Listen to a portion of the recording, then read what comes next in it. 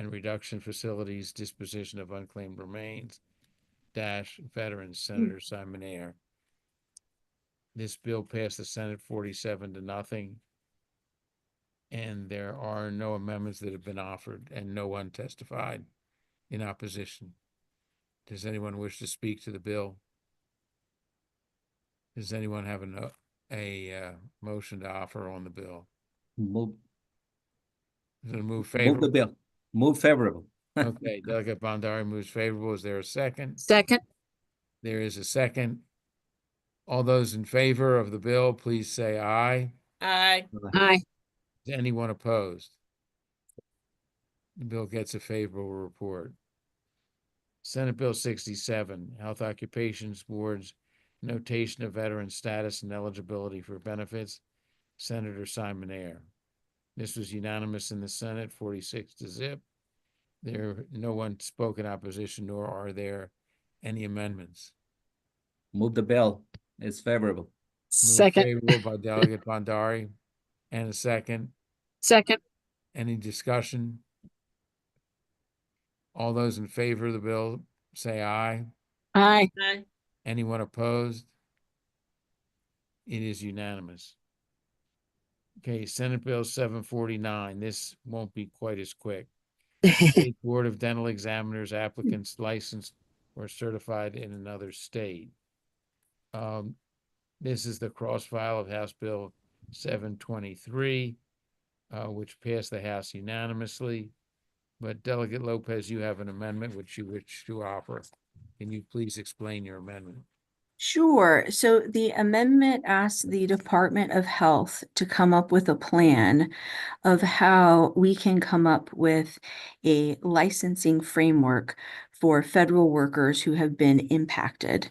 So the scenario that we're trying to address is that we have people who are healthcare occupationally licensed in another state that might not have reciprocity with our state, and they have been working for the federal government and they have been impacted by the firings, and we're trying to come up with a way that we can employ them, particularly in the occupation of nursing, right? And get these people But to not address the limited. shortage that we have.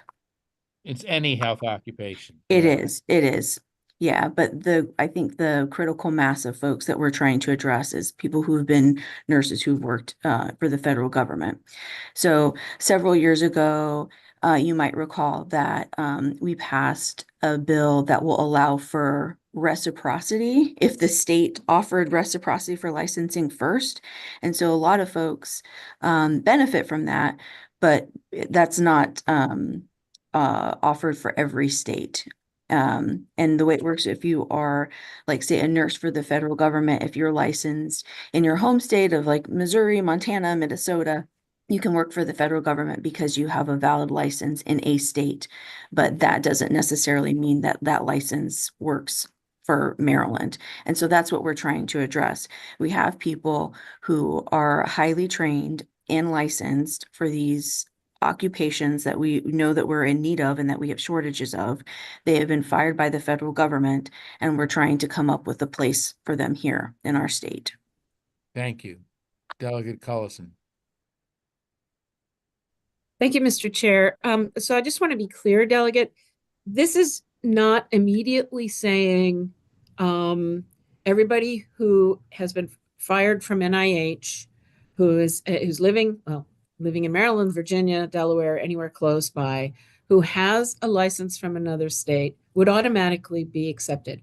Your bill is actually saying that the board will develop a plan on how to do that and maintain our standards here in Maryland. Is that right? That is 100% right. There is no implementation guaranteed of the plan. It's simply how can we go about doing this?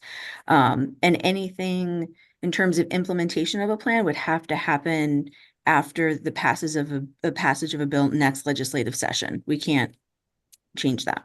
Great. Thank you very much. Thank you, Mr. Chair. If I may add one, not correction, but it's not one board, it's the Maryland Department of Health shall develop a plan. Thank you, Mr. Chair, for clarifying that. And it's for all health occupations and it's shall, which it should be. I'm not being negative. Delegate Hutchinson. Just point of clarification, you may have slightly just done that, but we're taking this dental bill and now saying that any health occupation, well, you're saying the Department of Health is going to create a plan to address all health occupations, just not dental, of which this bill is a dental bill. Is that correct? That is the intent. Have you had discussions, Delegate Lopez or staff, with the AG's office regarding single subject rule? No, we haven't. I can certainly do that, hopefully in a way that's expedited considering the timeline. But perhaps this is something for our council to advise on. I think I mean, we strategically looked for a bill that would be the proper vehicle for this type of amendment. So it is a bit broader, but this bill, talking to legislative council, seemed to pass muster. Yeah, I mean, this bill already dealt with, you're right, just one health occupation, but licensing those folks from out of state. So I think that the nexus is there, that we're talking about licensing folks with a health occupation that have some other state license. I would suggest that if you get a favorable action from the subcommittee, that you walk this bill over to the Attorney General's office and discuss it with them, with Sandy Brantley now, after, assuming the bill gets a favorable. Delegate Hutchinson. I'm sorry, I understand the intent of what we're trying to do. And so, and you using NIH as an example. So there are nurses who work for NIH today in the state of Maryland, but they may have a license from Missouri. And you're asking for this plan to be created so that that nurse could practice in the state of Maryland. So in addition to the Department of Health, wouldn't the occupation boards also have to be on board with this as well? I know, I'm going to use the the Board of Nursing, because we have the reciprocity bill that we went through this year. They certainly were fighting against it initially in terms of reciprocity. So it seems like this is broader than just even the Attorney General's office, and with all the individual state boards that we have that look at licensing issues as well. So the question is, do we need to also go to the state licensing boards to get their opinion of this as well? Yeah, well, I think that's the beauty of asking for a plan, is all those things need to be taken into consideration versus something that we're trying to shove through prescriptively. Like we're asking MDH to come up with a plan, and that takes time. And the legislative calendar is what it is. If these changes had happened earlier on in the session, we could have offered a bill to do it that way. But we're trying to be as responsive as we can to the needs that we have for healthcare occupations in Maryland and the people who should be hired for those. So that's the beauty of a plan. We can try to figure this out. Delegate Riley, followed by Delegate Bagnall. Thank you, Mr. Chair. So since we're actually putting this on, the single subject was the dental examiners, have we actually gotten a letter of support from the Maryland Dental Association? Because I think that would be important as well, since it deals with, strictly their industry. Anybody? The bill is in our Maryland possession, Dental.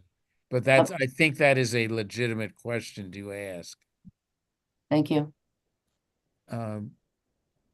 Sponsor, have that?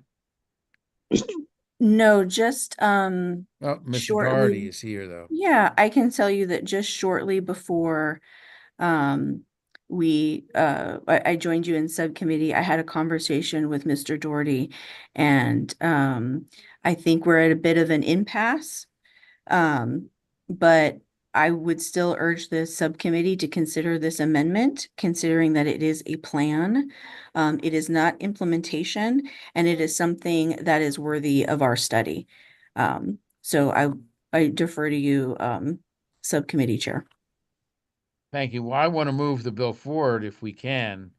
But I do want to get the input, not only from the Attorney General on that issue, but from Mr. Doherty on, since was his bill. Mr. Chairman, can you hear me? Yes, Yes, and Delegate Lopez is correct. I just saw this morning in minutes before both houses took the floor. The only amendment I really got to review was an amendment that was a snapshot that was text to me. I will say we are opposed to it. We're opposed to it for a couple of reasons.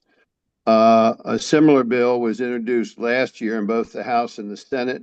It was heard in Economic Matters because it included professional occupations as well as health occupations. And the bills did not get a vote. The problems were quite evident about the differences between the military criteria for practicing a healthcare profession within the military and the requirements for doing it in the normal civilian context with full licensure.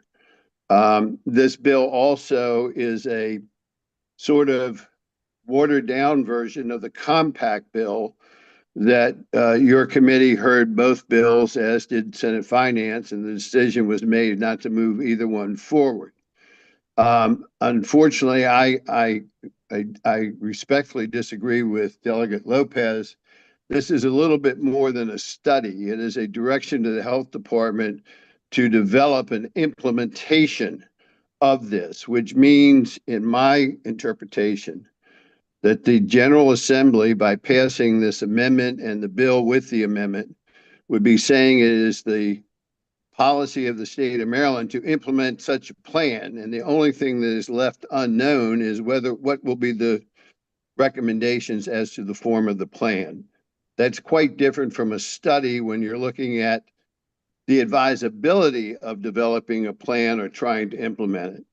And I also think that this issue is one that is obviously going to take place over the interim. And I think that can be done by a letter from the chair to the health department to conduct that study, which she has done many times, and you don't need to have it part of this piece of legislation. Delegate Bagnall. Thank you, Mr. Chair, and thank you to Mr. Doherty for your comments. I would argue that we actually do need to proceed forward for a multitude of reasons. This is only speaking to developing a plan, but I think putting it in statute also gives the department some, not just guidance, but also some assurance that that this is the will of the Maryland General Assembly, as we are receiving, conflicting information coming from our state and from our federal agencies. I think it is important that the will of the General Assembly be known during the interim, so that the health department has some not just guidance, but also some guardrails around the fact that it is the will of the body. I would also, having had one of the dental compacts, argue that this is vastly different, and in no way related to the compact. Again, it's only speaking to a plan for temporary or permanent authorization, and it's broad to all health occupations, and it's also in response to a developing situation, right? Like this isn't where we're looking at what other states are doing, or trying to have reciprocity or a relationship with other states. We are seeing in real time that that some of our federal employees who are licensed in healthcare, in health occupations, are being forced out of the federal workforce. And in some ways that presents a unique opportunity to the state of Maryland, which I think we would be losing an opportunity to supplement our healthcare workforce in response to what is a developing situation. So I would ask that we do give consideration to this amendment and moving the bill very respectfully. Thank you. Mr. Chairman, may I reply? Let me take Delegate Riley and then you, Dan. Thank you. Sure. Yeah, thank you, delegates, for for the explanation. But I just feel like putting this, this bill, again, it's not a single subject. It's dealing with all the boards across the board, a lot of different people, and we're taking away the transparency portion from the public to be able to come in and actually have a full hearing on something like this, on a bill that is this wide. I didn't think of it, but I thought Mr. Daugherty actually had a good idea, and we have done it in the past, and that would be setting a good precedence. We can still publicize, and you can say, hey, Maryland stands behind, sending a letter to the Maryland Department of Health and say, hey, we have an issue that just happened, and we are sending a letter and requesting that, the department looks at all this across the board. And I think that would resolve the problem and still being transparent, and having a full hearing. I just think it's wrong to, at the 9th hour, to do this and throw it on another bill that could jeopardize that bill, which had a full hearing on. So that's just my opinion at this point. So thank you. Dan? Thank you. Thank you, Mr. Chairman. In response to Delegate Bagnell's position, first of all, it is not an exact duplicate of the compact, and I'm not submitting that it is, but it does potentially provide for people coming into a health occupation in Maryland and getting licensed by almost just by the mere fact they're licensed somewhere else, and the credentials and the qualifications can be very different, and that's not in the best interest of the people of Maryland. But I think more importantly is, even with this amendment, you're talking about implementing something sometime in 2026. It's not like we are acting to try and be able to address something in the next 30 days. And I think that can be accomplished by a chairman's letter or a joint chairman's letter with finance. I think that gives the opportunity for the licensure boards and for interest groups such as my client to have input, and that a much better product would come from that. And I think it is, in my opinion, not good policy to make a statement that this is what we need to do. How can we implement it? I think the decision has to be, first, should this be done in this way? And then if the answer is yes, how do we implement it? And I think we're missing a step with the amendment. I would just add that, as in my previous life as a member of the Appropriations Committee, this language, Section 2, proposed Section 2, is very similar to committee narrative that is in the budget bill every year, in the budget bill, in the committee report of the budget bill that we just passed. And I am certain that on an issue of this nature, this won't sneak through next winter when we come back. In fact, I can't speak for the chair at this point, but the due date of October 1, normally the due date of something like this is December. And the October 1 due date gives an opportunity. I can't make a commitment. I'm just the subcommittee chair. Gives us the opportunity to have a hearing, a pre-hearing hearing in next fall as a meeting of the subcommittee, a full committee rather, to take this issue up, to take up the recommendation, the plan that is developed by the Department of Health, should this language be adopted and the bill be adopted, be enacted. Delegate Hutchinson, followed by Delegate Bagnell. Thank you, Mr. Chair. I still have grave concerns about this amendment. From the transparency standpoint, the single subject aspect of it, and what unless I'm wrong, what I'm hearing is that the Department of Health now could come out, present a plan to us to say, we're going to do compacts, we're going to do reciprocity, we're going to do, and take the legislative authority that we have, because we are constantly debating on what is the best way to address the licensing issues. I think this is being forced through here on a remaining bill that's a dental bill to address all health occupations. We're not being transparent about this to the public. And is anybody here on the Department of Health on this call to comment on whether they're ready to do this and implement it? Delegate Lopez, can you speak to the conversations, to your Um, meetings with the department?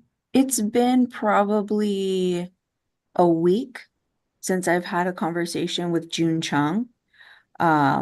And I'll certainly have a conversation with her after this subcommittee meeting to inform her of things.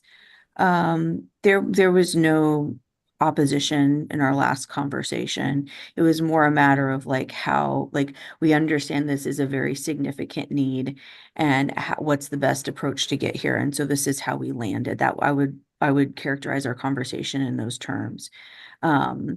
But I'll certainly talk to her after this. Delegate Bagnell. Thank you, Mr. Chair, and thank you for the second opportunity. I just wanted to make sure that we were centering the conversation on what is actually before us, because I know that there's a lot of concerns about transparency, and I would point out that we are responding to an evolving event. So this subcommittee also is a public process. But I also just wanted to turn to the language in the amendment on page 6, because I know there were concerns about this being too broad, that the plan would be that there would be compact agreements and reciprocity. However, it says on page 6, line 3, left employment with a federal agency after January 20th, 2025. So it is prescriptive as to what this plan for potentially a temporary or permanent authorization, that it speaks to a very specific population and a very specific evolving event. So I just want to make sure that we put on the record that this isn't some sort of workaround, that it truly is the department looking potentially at a plan for a very specific community of licensed health occupations workers, so that we are putting on the public record that this is not broad. It is quite prescriptive. Thank you, Mr. Chair. Thank you. If I could just add, we spent a fair amount of time on the floor yesterday talking about whether we were taking actions to attract, or I don't know what the other word is, businesses to stay in Maryland. Here we have asking for a plan for individuals who wish to remain in Maryland and to practice their healthcare profession in Maryland, where we have a demonstrated need, and we're trying to facilitate that. Delegate Cullison. Thank you, Mr. Chair. And I think I'm on the same page as you are, sir. I think because I'm worried about missing an opportunity here. And, I'm looking at the number of people, healthcare professionals, who may become available to Maryland. And I mean, I think some of them already are. I think there've already been severe reductions in staff in federal installations here in Maryland, NIH being one of them. I would not be surprised if there were also reductions in staff from the medical school, that is the military medical school that's across the street from NIH. Can't remember right now what it is. And the bill, the amendments in no way interfere with the original intent of the bill relative to the Dental Examiners Board. But what it does is says that Maryland will, that the Board of Health will consider how to, this sounds callous, I don't mean it to be, but how to take advantage of a potential workforce infusion in our state when, as the chair said, we are, we are have low staffing ratios of all of our healthcare professionals. And if the folks who are losing their positions in these federal institutions want to stay in Maryland, we'd like for them ultimately, after it's been studied and a process is developed, and there have been lots of discussions about it, so there's lots of transparency because it would not happen without a bill next year. So that's where the transparency part is built in, and see if we can't get these folks into our workforce and serve our constituents. So thank you, Mr. Chair, for the opportunity. Thank you. Dan, very briefly, I believe this is your third bite at the apple. Well, I got caught unawares by all this, Mr. Chairman, with all due respect.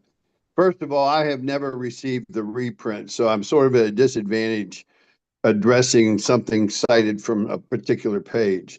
But what I would like to point out, we currently have a law that's applicable to every health occupation board to assist people leaving the military to have expedited and assistance in getting licensed in Maryland. If they don't comply, the boards must find the vehicles by which they can become compliant and assist them in doing that. And it's very effective. I think the solution is an emergency bill that adds those federal employees who have been terminated since January 20th of 2025 as to those that the board shall act in that manner. And then you can have a chairman's letter to the department to look at that and other possible avenues to approach for next year. But that's more immediate in taking care of the problem. And number two, it may be sufficient to do it totally. And if it's not, you have a chairman's letter directing the Department of Health to look to see what, if anything else, is in fact needed. Thank you. Delegate Morgan. Can't hear you. Dan, thank you, Mr. Yeah, Chairman. we can. I think Dan kind of beat me to the punch here. So let's say there's someone's laid off of work, loses a contract or something, and their previous employer was like NIH. What's stopping them from going through the normal process to get licensed in the state of Maryland? Like, Who can why do speak we to need that? this? Council, can you speak to the time it takes or eligibility aspects? I mean, it would depend presumably on what kind of license they have and what state their license is from. There's a number of factors that would come into play. I can't speak to anything specific. So how's this legislation like expedite that? I'm looking. Well, if there would be, that's for the department to study and report to us on avenues that could be expedited. So these people who were gainfully employed could once again be gainfully employed in our state. And what is the reason again? Why are we tacking it on to a dental bill? We felt that it was better to do it with a bill that was already moving than to do a separate bill and suspend the rules. And so Okay. on. All right, gotcha. Thank you. Delegate Woods. Thank you so much. I think to respond to the question also, we need to understand that all states don't have the exact same licensure requirements. And so that is impactful also. Thank you. Okay, the bill has been, well, first we have to vote on the amendment. So is there a motion on the amendment, or have we already done that, Council? No. Okay. Is there a motion on the amendment? Someone want to move the amendment? Move the amendment. The amendment is moved. Does someone want to second the amendment? Second. Seconded. All right, I think this has to be by a raising of hands. And not figuratively. All those in favor of the amendment, please raise your right hand. Woods, Bagnell, Cullison, Bondari, and myself. All those opposed? And Thank you. Martinez. All those opposed? White Holland was also in favor. I'm sorry, my fault. I've got a smaller screen. All those opposed? Hutchinson, Riley, and Morgan, the amendment is adopted. Is there a motion on the bill as amended? Move the bill as amended. Move the Second. bill as Second. amended. Thank you, Delegate. I apologize if I didn't include you in the previous count. Now I see you. I hear you and see you. Is there a second to the motion for the bill as amended? And with the understanding that the sponsor of the amendment is going to go across the street and discuss the single subject rule issue with the AG. Second. Moved and seconded. All those in favor of the bill as amended, please raise your hand. Let's keep doing it that way. That was a good precedent. 1, 2, 3. Wait a second. 1, 2, 3, 5. I have 5 plus myself. Delegate Cullison, you have not voted. She had her physical hand up. I'm sorry. I'm sorry. You're doing what I asked you to do. Okay, and all those opposed? Please raise your right hand, although I think I know who the 3 are.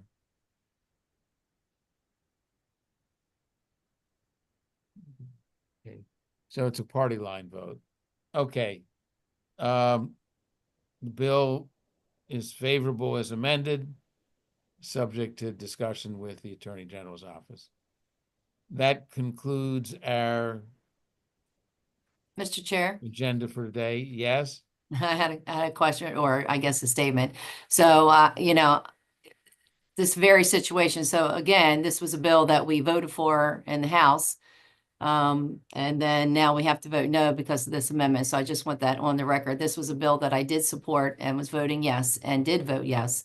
And now because of this amendment and just not having all the information that we need and the transparency, the lack of transparency, that's why now I'm voting no.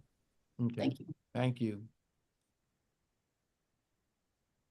Okay, that concludes the business of the subcommittee. The full committee is meeting for bill hearings on Senate bills at 1 o'clock with the likelihood, or if not certainty, of voting afterwards on some bills. Thank you all very much. I think that was a worthy debate. Thank you.